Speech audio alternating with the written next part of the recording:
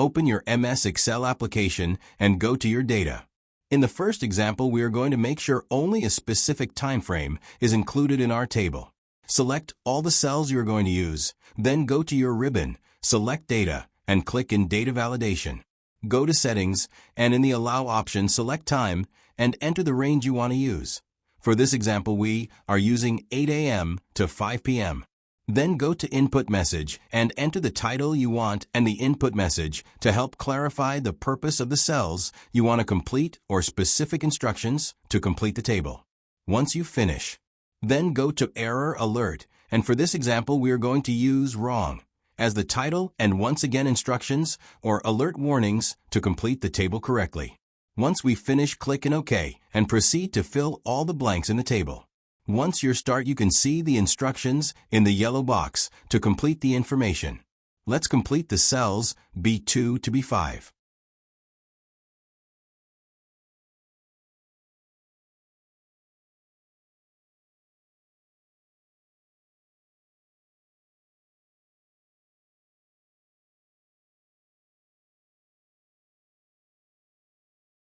As you can see, when tried to complete B5 with the incorrect information that is not in the range, we get an error message. This will happen with all the information outside of the range we include in the start time and end time. Now, let's go with example 2. In this example, we are going to make sure only a specific dates are included in our table. Go to Settings, and in the Allow option, select Date and enter the range you want to use. For this example, we are using January 1st to January 30th. Then go to Input Message and enter the title you want and the input message to help clarify the purpose of the cells you want to complete or specific instructions to complete the table.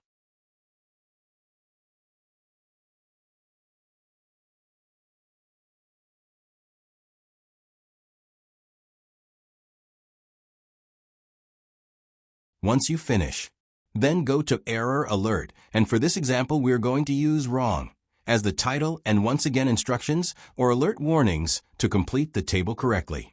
Once we finish, click in OK and proceed to fill all the blanks in the table. Once you start, you can see the instructions in the yellow box to complete the information. Let's complete the cells B2 to B3. As you can see, when tried to complete B3 with the incorrect information that is not in the range, we get an error message. This will happen with all the information outside of the range we include in the start time and end time. If we try once again, including information in the cell B, for that is not in the range, we get an error message. Now, let's go with example 3.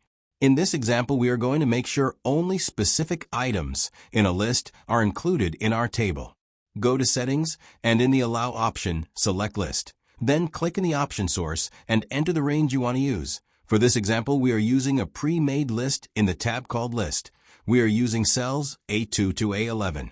Once you complete that, click Enter.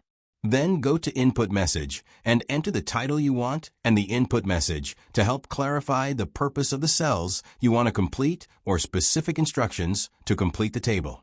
Once you finish, then go to Error Alert, and for this example we are going to use Wrong as the title and once again instructions or alert warnings to complete the table correctly.